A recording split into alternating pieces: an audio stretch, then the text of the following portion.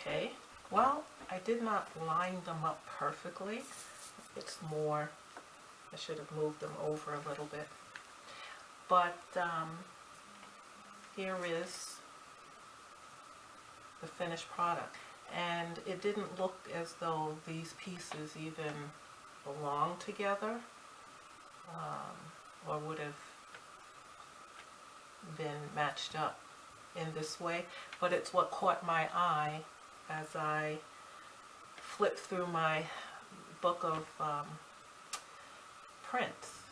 I just went with whatever caught my eye, and I added two of these because I decided to use my 9x12 mixed media paper. So I added these two,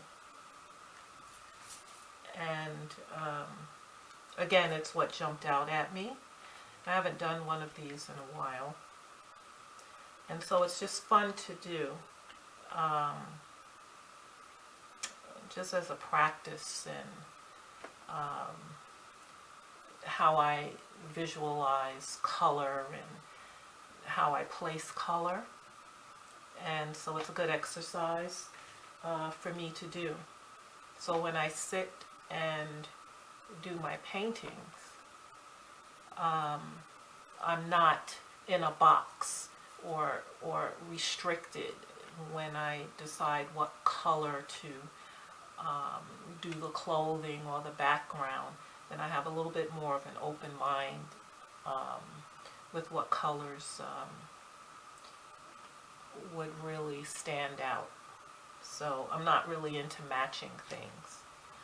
So this is, you know, here I use some mark making on some sketch paper, and I use my large Posca black paint pen to do the mark making. And this is this piece here is on glassine paper. Last year I was doing prints on all different types of texture paper. And the glassine, it worked well. This is rice paper, rice paper, rice paper, computer paper. And so I have a mixture of different papers here. So, yeah, this is always fun to do, I hope you guys are coming along, those of you who are joined with me in the 500 index cards being gel printed, and I'm having a lot of fun with it, actually, and it pushes me to really think about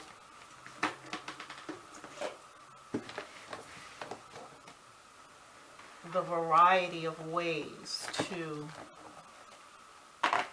do prints. I have some favorite ones that I enjoy doing, but it sort of pushes the envelope.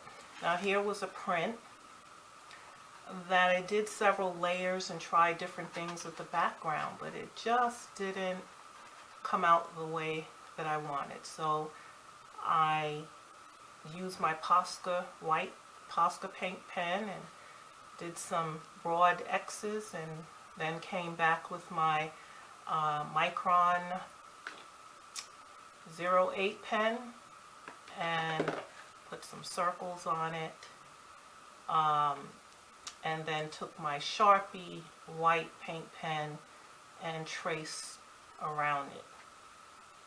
So there's so many possibilities. And this was, the other side was done with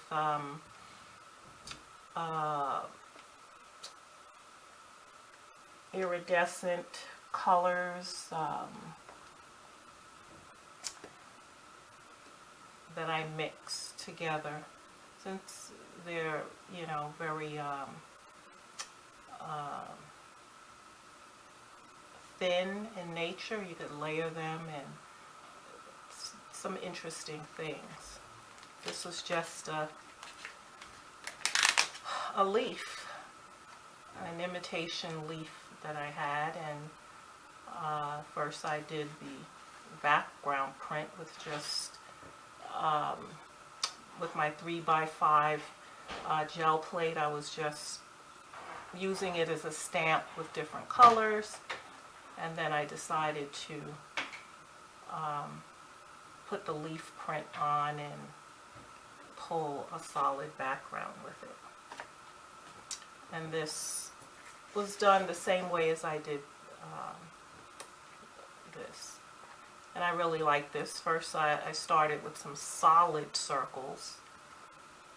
I think first with most of these I did a solid background of whatever color, and then came back with some solid circles, and then came back with just the thin circle without the center, and I kept layering them. And when it got to the place where I liked it, that's where I stopped. And this was another one that I was trying different things, but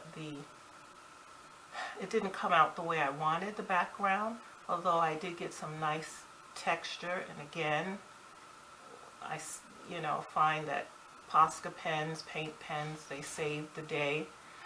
You can come and do some mark making on it.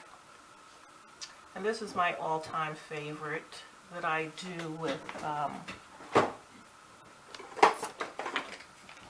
this is a roll that I had some paper on, and it's a very hard roll. It's not the paper towel roll, which is softer. And this you put down on the paint, pull it down, pull it, and you get these really nice circular marks. And I started this by just simply, the first layer was maybe 3 different colors mixed in, and then on top I came with the 2. So many different possibilities. Another failed background in the back, but it has such nice texture underneath. And I just decided to do some other designs with a Posca pen.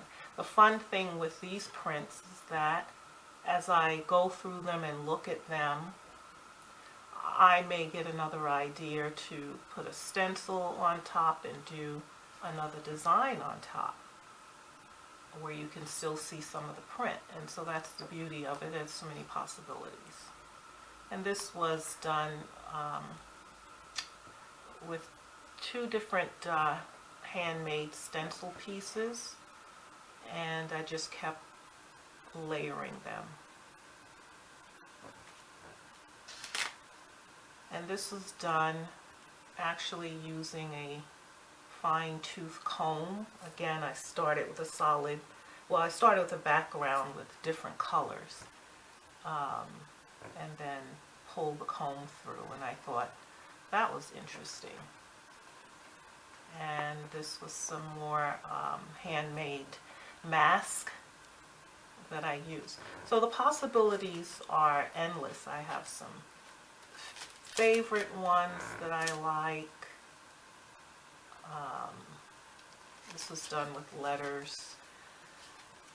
I have experimental ones, but the possibilities are endless. And so those of you who decided to join the challenge, hope you're enjoying just the process of creating.